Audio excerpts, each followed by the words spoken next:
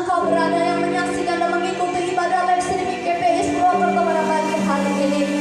Dimanapun engkau saat ini, apabila engkau hari-hari ini engkau sedang mengalami sakit hati, engkau mengalami kekecewaan, engkau mengalami luka di dalam hatimu, saya mau berkata pada pagi hari ini, Bapa tahu apa yang engkau alami.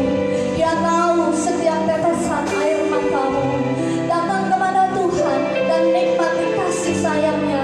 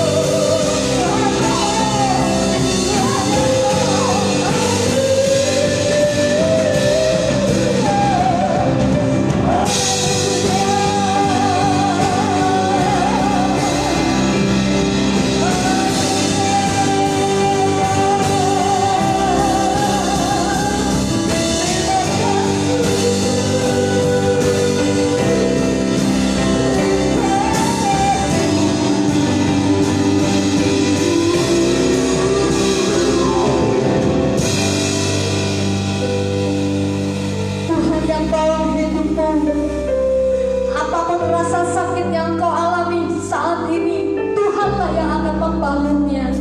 Tuhan yang akan memberimu kasih sayang. Tuhan yang akan memberikan damai sukacita di hidupmu. Dan kita akan menikmati kebahagiaan damai sejahtera di dalam Tuhan. Karena Bapa mengenal setiap isi hati kita. Kita beruntung, kita bersyukur punya Bapa yang begitu mengasihi kita. Mari datang, siapkan hatimu. Kami bersyukur saat hari ini ya Tuhan. Kami mendapati kami sangat beruntung di dalam Engkau. Karena kami mempunyai Bapa yang sangat peduli akan kehidupan kami. Kami memiliki Bapa yang begitu mengasihi kami. Engkau mencukupkan apa yang kami butuhkan. Tidak hanya kebutuhan jasmani, tetapi kebutuhan rohani, kebutuhan bagi jiwa kami. Engkau mengenyangkannya setiap hari. Engkau mengenyangkannya setiap saat. Apapun kekurangan di dalam hidup kami, Engkau yang mencukupkan, Engkau yang melingkupinya. Dan saat hari ini Tuhan, kami mau mendengarkan sabda firman-Mu Tuhan. Kami membutuhkan firman-Mu sebagai hikmat buat kami berjalan dan melangkah. Urapi hamba-Mu yang akan menyampaikannya Tuhan. Roh Kudus memampukan hamba-Mu untuk menyampaikan sabda firman Tuhan bagi setiap kami. Terima kasih Tuhan Yesus. Di dalam nama Tuhan Yesus Kristus yang siap menerima berkat firman Tuhan, katakan amin.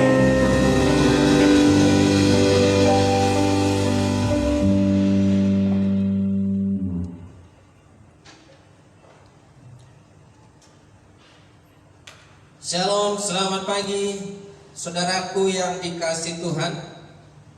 Selamat hari Minggu, selamat menikmati kebenaran firman Tuhan, dan selamat berkumpul bersama dengan keluarga saudara hari ini.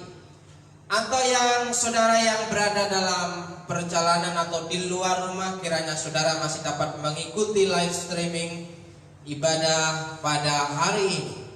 Shalom, shalom, shalom. Saudaraku yang dikasih Tuhan, hari ini kita mengambil tema yang cukup menarik, saudara, yaitu sok rohani. Manusia sok rohani, orang sok rohani. Saudaraku yang dikasih Tuhan, sebelum kita mengerti dan paham tentang orang atau manusia sok rohani, kita juga harus tahu orang rohani, manusia rohani itu seperti apa, saudaraku.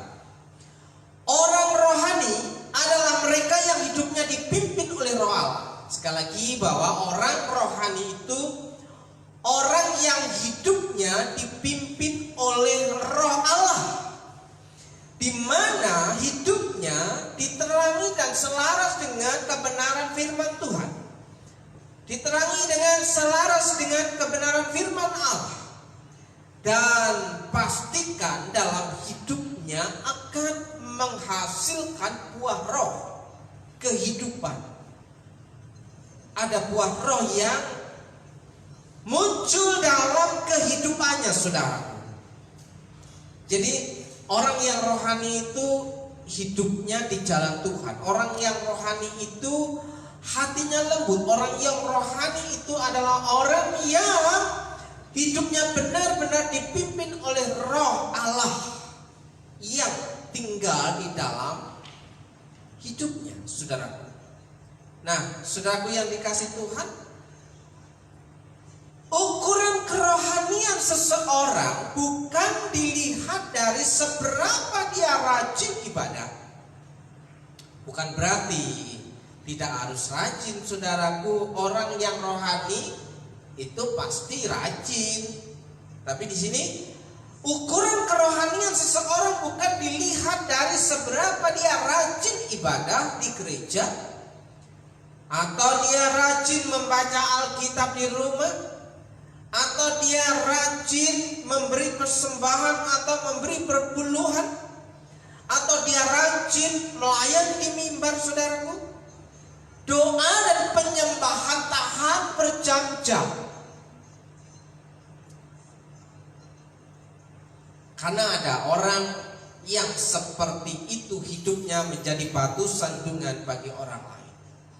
Jadi ukuran rohani seseorang tidak dapat dinilai secara lahiriah, tapi apakah dia menghasilkan buah roh kehidupan yang dipimpin oleh Roh Kudus dan oleh kebenaran firman Tuhan dalam kehidupannya. Orang yang dipimpin roh, dia hidup berjalan bersama terang firman Tuhan.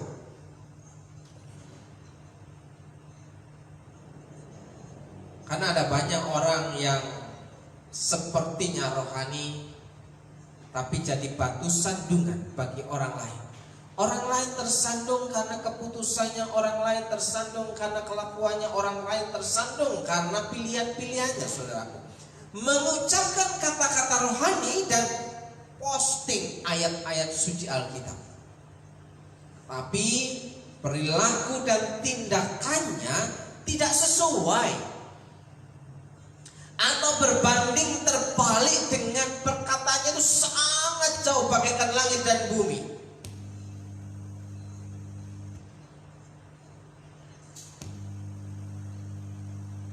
Kata-kata bijak sering diperkatakan, tapi tindakan sangat jauh dari yang namanya bijak.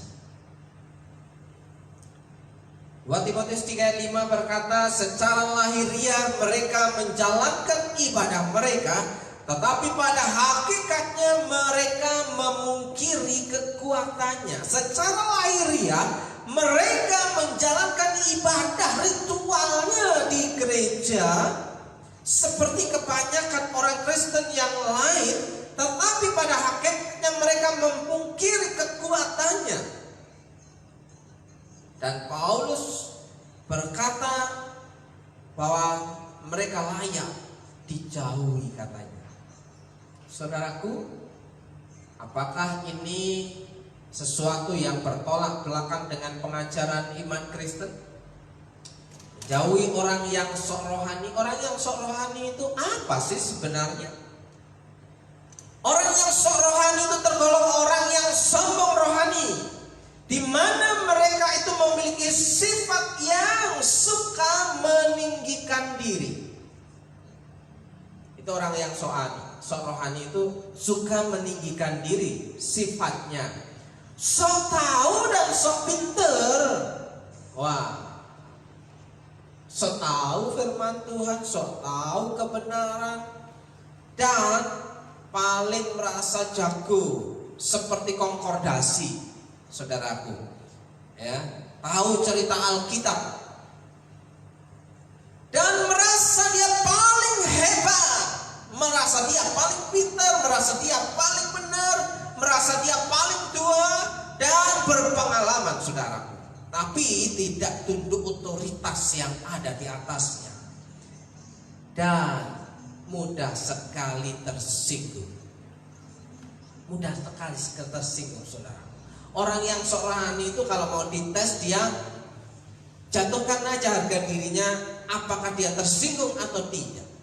Pastikan bahwa dia akan mengalami reaksi pemberontakan. Dia tidak akan terima.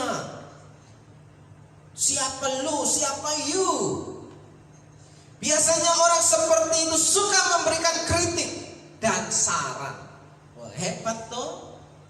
Punya profesi dia sebagai kritikus, punya profesi sebagai seorang ahli kritik, saudaraku. Dan bahkan itu dilakukan terhadap pendeta atau gembalanya, saudaraku. Harusnya itu begini, harusnya itu begitu, begini atau begitu, saudaraku. Nah, saudaraku yang dikasih Tuhan, kalau engkau melihat orang yang sok rohani di dalam gereja, di banyakkan gereja, orang yang sok rohani yang ada di mana-mana hidupnya, dia akan melihat bahwa semuanya itu ada dalam pantauannya, saudara. Dia merasa gelasnya sudah penuh. Dia merasa bahwa hidupnya sudah baik. Dia merasa semua kurang, semua salah. Dia merasa yakin bahwa dirinya itu lebih baik dan lebih benar dari orang lain. Itu adalah ciri-ciri khas orang yang sok rohani. Makanya janganlah terlalu sok rohani, saudaraku. Dan hari ini kita akan belajar dari kebenaran Injil Matius pasal 15, saudaraku, ayat 1 sampai 20, saudaraku. Injil Matius pasal 15 ayat yang pertama, kemudian datanglah beberapa orang Farisi dan ahli Taurat dari Yerusalem kepada Yesus dan berkata, "Mengapa murid-muridmu melanggar adat istiadat nenek moyang kita? Mereka tidak membasuh tangan sebelum makan." Nah, saudaraku, kita akan lihat ini sejenak. Di situ ada orang Farisi dan ahli Taurat datang kepada Yesus. Mereka mempermasalahkan murid-murid Yesus itu kalau makan tidak cuci tangan. Saudaraku, pasti orang makan tidak cuci tangan itu punya alasan. Bisa karena kelaparan sangat, kencot luwe, ya. Bisa juga karena dia sudah barusan mandi, laju makan, hingga tangannya sudah bersih. Tapi di sini ketika orang Farisi dan ahli Taurat melihat bahwa itu tidak sesuai dengan aturan adat istiadat nenek moyangnya, ia protes kepada Yesus. Siapakah ahli Farisi itu, saudara? Siapakah ahli Taurat itu?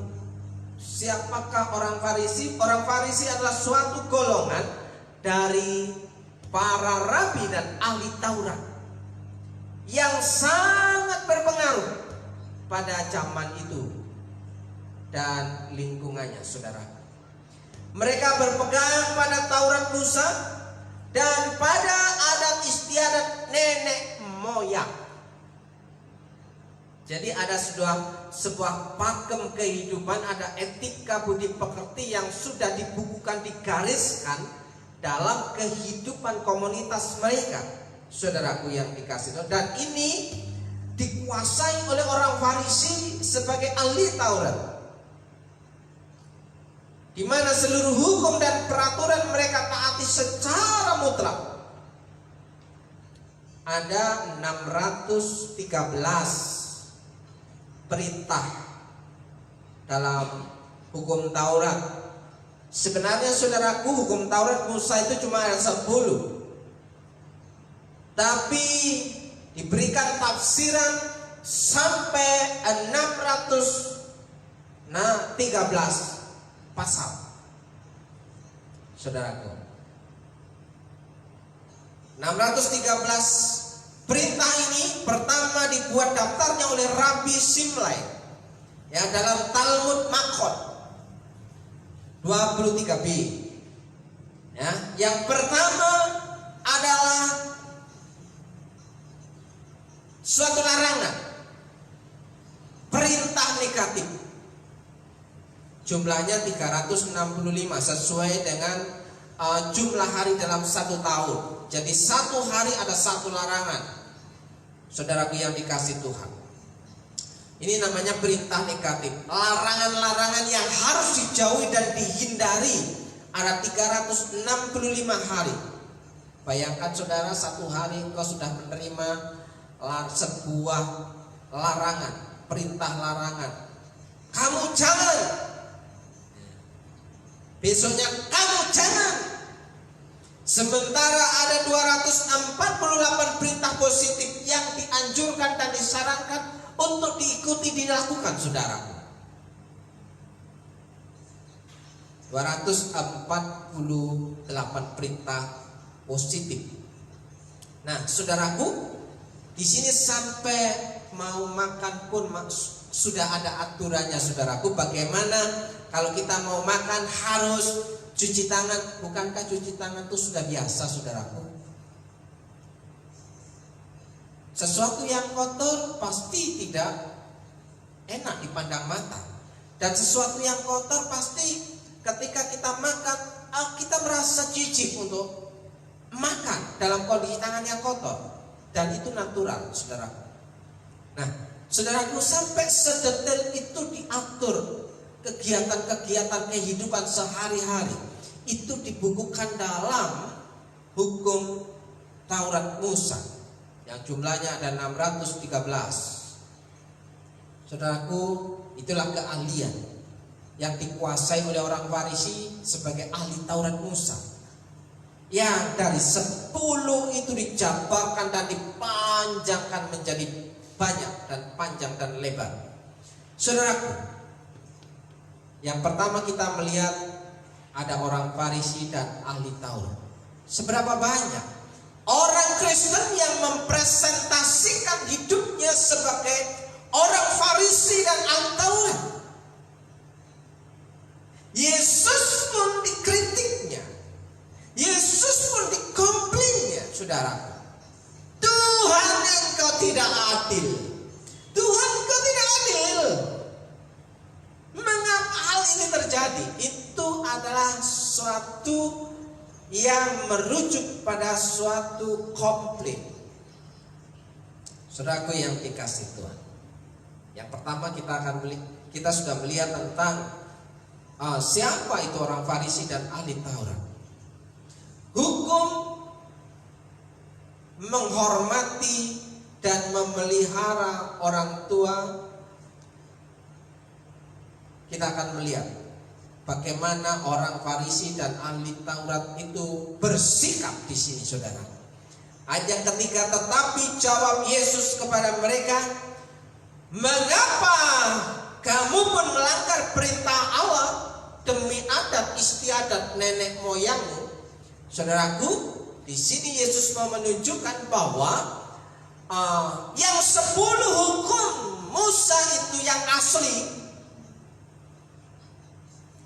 itu ditafsirkan dengan segitu banyaknya ayat pasal menjadi 613, ya, sehingga kalimat yang sudah jelas pun menjadi tidak jelas. Di sini banyak pelanggaran yang dilakukan oleh orang pada zaman itu, sehingga Yesus mempertanyakan, mengapa kamu melanggar perintah Allah demi adat istiadat nenek moyangmu? Jadi Yesus menganggap bahwa apa yang dipersoalkan oleh orang Farisi dan ahli Taurat itu adalah suatu adat istiadat nenek moyang yang turun-temurun dan dilakukan oleh anak cucu cicit. Sebab Allah berfirman, hormatilah ayahmu dan ibumu. Salah satu hukum Taurat Musa di kitab Keluaran pasal yang ke-20 berbunyi, hormatilah ayahmu dan ibumu. Dan lagi, siapa yang mengutuki ayahnya atau ibunya pasti dihukum mati.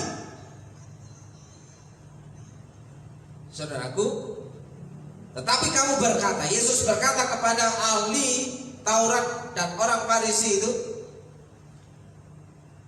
barang siapa berkata kepada bapaknya atau kepada ibunya, apa yang ada padaku yang dapat digunakan untuk pemeliharaanmu sudah digunakan untuk persembahan kepada Allah.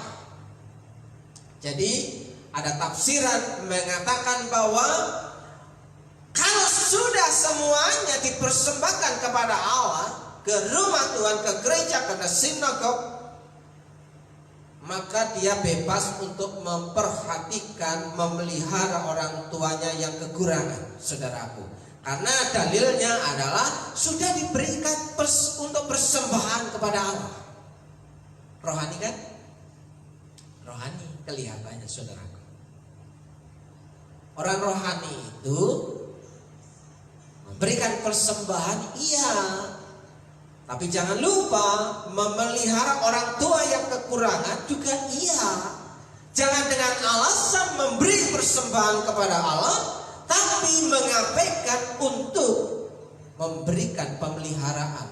Orang tua kita yang sudah melahirkan kita, orang tua kita yang sudah merawat kita, orang tua kita yang sudah tua, namanya juga orang tua yang sudah tua, yang tidak kuat lagi bekerja dan mengalami kekurangan, sudah selayaknya mereka kita pelihara, kita berikan tunjangan. Saudaraku yang dikasihi Tuhan, orang itu tidak wajib lagi menghormati bapaknya atau ibunya katanya. Dengan demikian firman Allah, kamunya apakah tidak berlaku demi adat istiadatmu sendiri? Itu kan pemikiran mereka, saudaraku, bukan perintah firman Tuhan.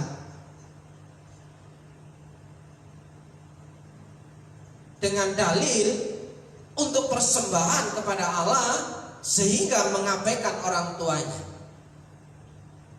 Bukan berarti aku sedang memperhatikan orang tuaku sehingga tidak dapat persembahan. Bukan berarti begitu juga. Jadi orang yang rohani dua-duanya bisa berjalan seiringan. Masa sih gak bisa mengaturnya? Masa sih gak bisa mengelolanya? Apakah harus begitu? Segitunya amat. Pokoknya ini khusus untuk persembahan, tidak bisa diganggu gugat sampai mengabaikan sesuatu yang mendesak. Orang tuanya ditelantar, orang tuanya sampai nggak bisa makan, saudaraku. Atau sebaliknya, ini harus diberikan kepada orang tuaku, sampai lupa persembahan juga. Itu juga tidak benar juga, saudaraku. Nah, saudaraku, orang yang rohani itu tahu memilah-milah. Orang rohani itu tahu dan mengerti, paham apa yang harus dia kerjakan pada waktu A dan pada waktu B. Saudaraku yang dikasih Tuhan, dalam bahasa firman Allah yang hidup dikatakan, sekalipun orang tuamu dalam kekurangan. Ini faktanya. Sekalipun orang tuamu dalam kekurangan uang tunjangan untuk mereka boleh kau berikan kepada Allah. Jadi boleh mengabaikan orang tua. Ya, orang tua nggak bisa makan, orang tua kelaparan, kamu abaikan dengan dalih kau memberi untuk persembahan. Atau sebaliknya, ya, engkau memberi makan orang tuamu sehingga engkau tidak bisa memberi persembahan, itu juga salah. Jadi dengan peraturan yang dibuat oleh manusia, kalian meniadakan hukum Allah, mencoret, menghapus salah satu ayat firman Tuhan, yaitu hukum untuk menghormati dan memelihara orang tua kalian. Menghormati, memelihara orang tua kalian. Berbahagialah saudara yang menghormati orang tuanya karena hidupnya akan dihormati. Berbahagialah saudara yang menghormati dan memelihara orang tuanya karena hidupnya akan dipelihara oleh Tuhan. Selamat berbahagia saudara. Shalom. Jangan lupa, jangan abaikan orang tua. Penghormatan itu tidak usah diminta, khusus untuk saudara yang sebagai orang tua. Penghormatan itu tidak usah engkau meminta-mintanya jika engkau berperan sebagai orang tua yang benar di hadapan Allah. Secara otomatis engkau akan menerima penghormatan dari anak-anak. Percaya, tidak perlu tersinggung, tidak perlu kau gila hormat supaya engkau mendapat kehormatan dari anak-anakmu. Jika engkau mengasihi anakmu, anakmu pasti menghormatimu. Begitu juga seorang anak, kalau tahu kewajibannya di dalam Tuhan, bahwa ia harus menghormati dan memelihara orang tuanya supaya tidak kekurangan, maka hidupmu diberkati oleh Tuhan. Dalam berkat nama Yesus, saudara pastikan bahwa hidup saudara ada di jalan Tuhan. Saudaraku, Siapa orang yang sok rohani? Ayat yang ketujuh dikatakan, hai orang-orang munafik. Munafikun. Ya, hai orang-orang munafik. Siapakah orang munafik? Orang yang suka memutar balikan kata, orang yang suka memutar balikan dalil, orang yang suka memelintir dalil, memelintir firman Tuhan, sehingga dia mendapat pembenaran dan dikatakan dia tidak pernah salah. Hebat bukan? Secara hukum syariahnya, secara syariatnya dia menguasai bagaimana dia lepas dari jeratan hukum. Tahu tak? Hai orang-orang munafik. Orang munafik itu orang yang rohani, saudara.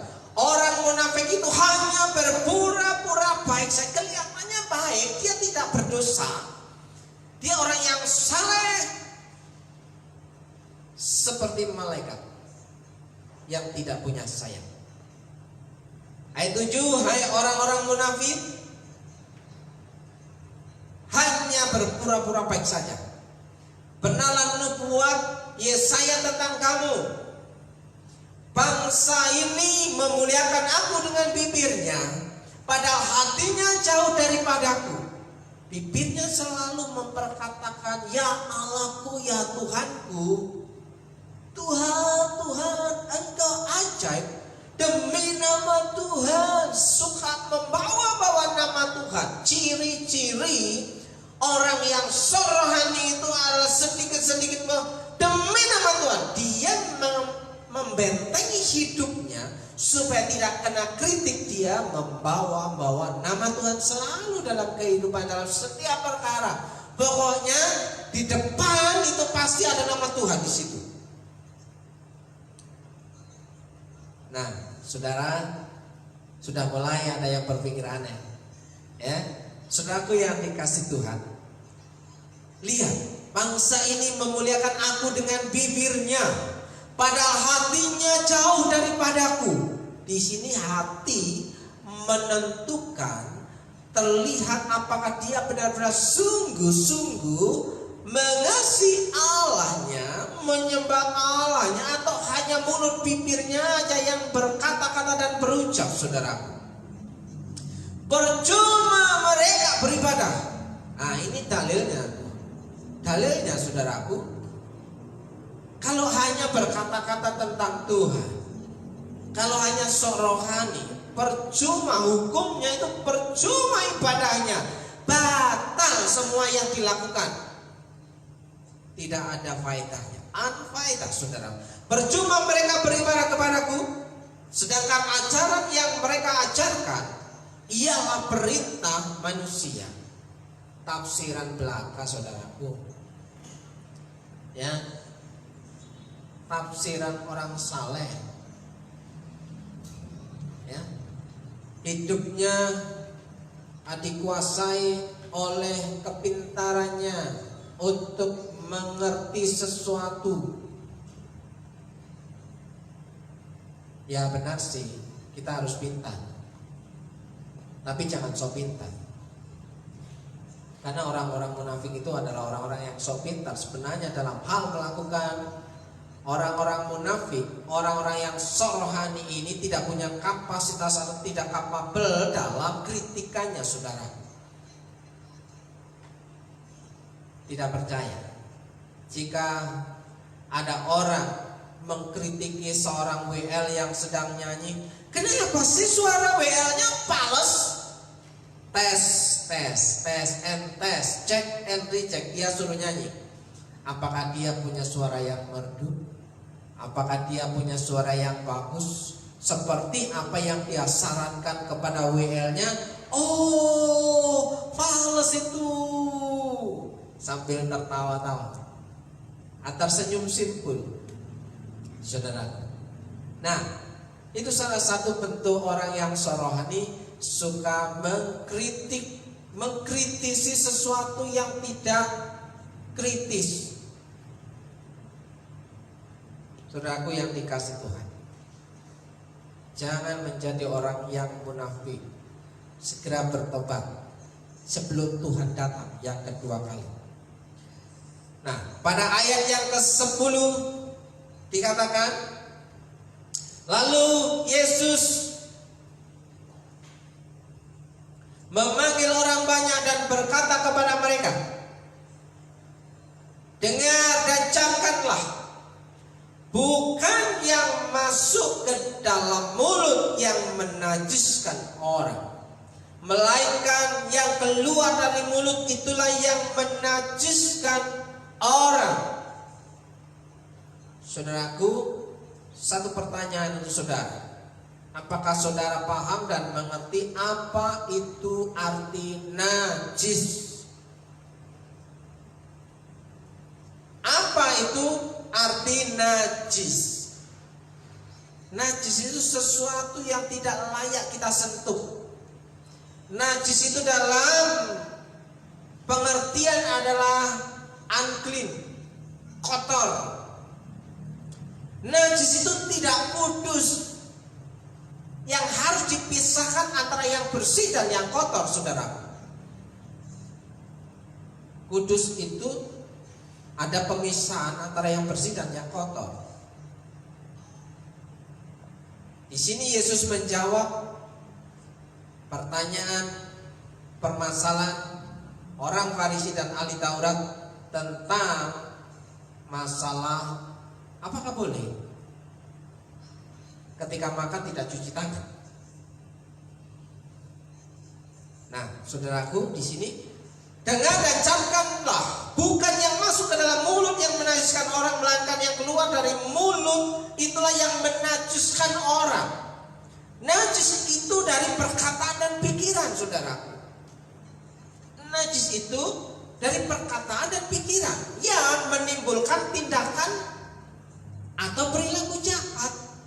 Itu yang dinamakan najis. Najis itu bukan sesuatu yang masuk ke mulutmu. Karena yang masuk ke mulut itu dikatakan akan keluar dan perginya ke jamban, kecomberan lagi. Najis itu dari perkataan dan pikiran yang menimbulkan tindakan perilaku yang jahat. Perilaku jahat sama dengan itu dosa. Jadi melakukan sesuatu yang najis itu dosa. Berkata-kata yang najis itu dosa. Sementara engkau makan apapun, jika engkau yang bisa engkau makan hanya itu, yaitu bisa untuk pertumbuhan tubuh, pertumbuhan kekuatan tubuh kita. Karena pada akhirnya akan diolah di dalam tubuh makanan itu dan keluar ampasnya dan dibuanglah ke jamban. Tapi sesuatu yang keluar dari perkataan mulut kita dan pikiran kita akan menimbulkan tindakan-tindakan. Apakah itu tindakan baik ataukah itu tindakan jahat? Jika itu tindakan jahat, itu yang dinamakan najis, itu yang dinamakan dosa. Segera bertobat. Mungkin ada banyak orang tidak sadar bahwa hidupnya penuh dosa sebenarnya. Hidupnya tiap-tiap hari ditambah dosa yang selalu bertumpuk-tumpuk, saudaraku. Karena apa yang dia katakan dan dia pikirkan itu jahat di mata Tuhan. Mungkin tidak membunuh, mungkin tidak mencuri. Tapi saudaraku, engkau bersilat kata dan berbohong itu pun dosa. Segera bertobat sebelum Tuhan datang. Karena Tuhan itu Maha Pengasih lagi Maha Penyayang. Jika kita minta pengampunan Tuhan, Tuhan memberikan pengampunan, dan kita juga harusnya memberi pengampunan kepada orang lain. Maka dosa-dosa kita diampuni oleh Allah kita. Barang siapa mengampuni orang lain, Allah akan mengampuni dosamu. Jika engkau tidak bisa mengampuni orang lain, Allah pun juga tidak akan mengampuni dosamu. Takaran yang kau pakai akan dipakaikan Tuhan untukmu. Jadi sudah tahu kesimpulannya arah hidup kita kemana hari ini, saudaraku? Perjalanan hidupmu hari ini engkau sudah tahu, sudah paham bahwa engkau sedang menuju kepada surga yang kekal bersama Tuhan, atau menuju pada kekekalan dalam neraka hukuman Tuhan. Jika kita sudah tahu, segera bertobat saja. Kalau berita pertobatan itu sulit untuk banyak orang merasa senang, tapi untuk berita kesenangan, untuk berita diberkati, itu banyak orang segera haleluya amin.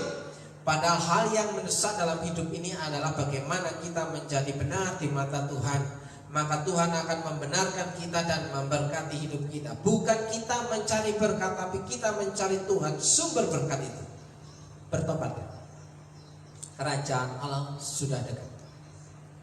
Saudaraku yang dikasih Tuhan, bagaimana kita bisa menjadi orang-orang yang dikuduskan oleh Tuhan sehingga kita menjadi layak di hadapan Tuhan? Ya, orang yang sorohani itu adalah orang yang tidak suka akan firman kebenaran. Orang yang sorohani itu tidak suka ketika dinyatakan bahwa firman Tuhan itu begini untukmu. Dia akan selalu berkata bahwa itu untukmu. Matius 15 ayat 12, maka datanglah murid-muridnya dan bertanya kepadanya, engkau tahu bahwa perkataanmu itu telah menjadi batu sandungan bagi orang-orang Farisi. Murid-muridnya berkata, mengingatkan kepada Yesus bahwa apa yang dikatakan Yesus itu akan menyinggung peranaan, menyinggung intil-intil lewang Farisi. Pahit. Saudaraku yang dikasih Tuhan, kadang-kadang hidup itu harus menikmati rasa pahit. Kadang-kadang hidup itu harus menikmati rasa asamnya, getirnya kehidupan ini, supaya tahu bahwa ada rasa manis dan asin dalam kehidupan kita. Saudaraku yang dikasih Tuhan, Yesus berkata jujur, engkau tahu bahwa perkataanmu itu telah menjadi batu sandungan bagi orang-orang Farisi. Jadi Yesus menjadi batu sandungan bagi ahli Taurat. Jawab Yesus, setiap tanaman yang tidak ditanam oleh Bapakku yang di surga akan dicabut dengan akar-akarnya. Apa artinya ini, saudara? Ternyata Yesus itu tegas.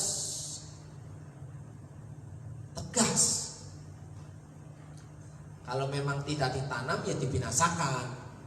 Itu simpelnya, saudara. Setiap tanaman yang tidak ditanam oleh Bapakku yang di surga akan dicabut dengan akar-akarnya, karena tidak berguna tanaman itu.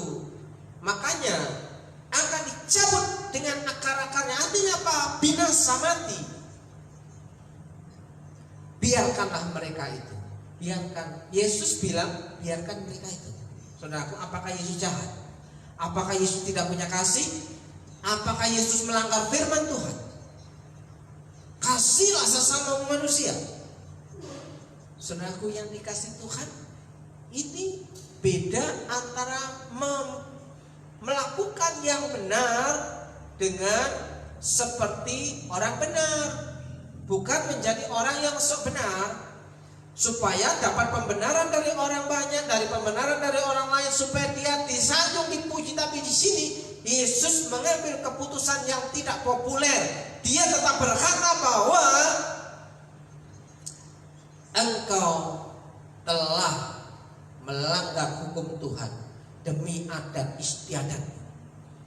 Engkau melupakan orang tuamu, seolah-olah hidupmu hanya untuk melayani pekerjaan Tuhan. Biarkan mereka itu, kata Yesus. Mereka orang buta yang menuntut orang buta. Jika orang buta menuntut orang buta, pasti keduanya jatuh ke dalam lubang yang sama. Bukan lubang yang sama. Pasti keduanya jatuh ke dalam lubang. Artinya orang buta menuntut orang buta, dia akan mengalami kecelakaan, celaka, binasa, dicabut sampai akar-akarnya, kata Yesus. Biarkan mereka. Bukan berarti tidak mengasihi, unfaedah, tidak berguna. Ini penyakit, ini hama, ini virus yang harus disingkirkan, kalau enggak nular. Berapa banyak orang Kristen yang menularkan kebaikan atau menularkan kejahatan? Berapa banyak orang Kristen yang rohani sehingga membuat kekacauan dalam sebuah komunitasnya? Berapa banyak orang Kristen yang tidak banyak menjadi berkat bagi orang lain, justru menjadi batu sandungan untuk orang lain. Jangankan orang yang bukan percaya, sesama orang yang percaya jadi batu sandungan, apalagi orang yang tidak percaya tambah tersandung-sandung. Droser. Nah, saudaraku, ternyata masih ada yang banyak belum paham tentang apa yang menjadi isi hati Yesus. Belajarlah di Matius pasal yang ke-5 ke 6. Pelajarilah tentang pengajaran Yesus, bagaimana dia membenarkan dan meluruskan tafsiran tentang hukum Taurat. Ayat yang ke-15, lalu Petrus berkata kepadanya, jelaskanlah perumpamaan itu kepada kami.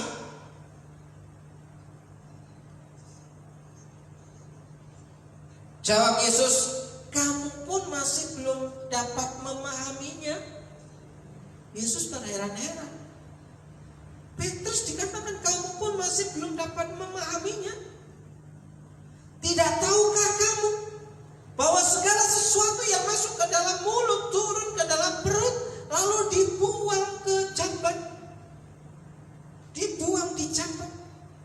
Tetapi apa yang keluar dari mulut berasal dari hati, dan itulah yang menajiskan orang. Kata-katamu itu yang menajiskan orang. Karena kata-katamu itu bisa mematahkan hati orang. Karena kata-katamu bisa melumpuhkan hati orang. Karena kata-katamu bisa membunuh seseorang. Bukan karena engkau makan, karena tidak cuci tangan, engkau mati. Anda orang gila makan ya enggak bersih-bersih amat. Orang-orang yang jualan di pasar makan ya dirubung laler, makanannya masih tetap. Orang yang jualan ikan daging di pasar, dagangannya dirubung lalat, dia makan juga dengan tangannya, nggak sakit juga, nggak mati juga. Saudara, bukan hal yang lahiriah seperti itu yang dimaksud, yang menajiskan orang, yang menajiskan apa yang keluar dari mulutmu. Berasal dari hati, dan itulah yang menajiskan hidupmu. Saudaraku yang dikasih Tuhan, jika hari ini kita mau introspeksi, jika hari ini kita mau datang kepada Tuhan, jika hari ini kita minta pengampunan Tuhan, bahwa Yesus sanggup mengampuni dosamu, Yesus sanggup membersihkan kenajisanmu, ya, maka di sini ayat 19 dikatakan, karena dari hati timbul segala pikiran jahat, pembunuhan, perzinahan, percabulan, pencurian, sumpah palsu dan hujat. Coba dari hatimu, dari perkataanmu, dari pikiranmu akan menimbulkan hal yang jahat, membunuh, berzina, bercabul, mencuri, sumpah palsu, hujat, dan lain sebagainya. Itulah yang menajiskan orang. Tetapi makan dengan tangan yang tidak dibasuh tidak menajiskan orang. Jangan nyari yang remeh-remeh. Gak cuci tangan aja jadi pertengkaran. Saudaraku, Amsal 3 ayat 5 berkata, percayalah kepada Tuhan dengan segenap hatimu, dan janganlah bersandar kepada pengertianmu sendiri. Akuilah dia dalam segala lakumu, maka ia akan meluruskan jalanmu. Percayalah kepada Tuhan dengan segenap hatimu. Jangan bersandar kepada pengertianmu. Jangan merasa bahwa engkau orang yang paling berhikmat, karena hikmat itu datang dari kebenaran firman Tuhan.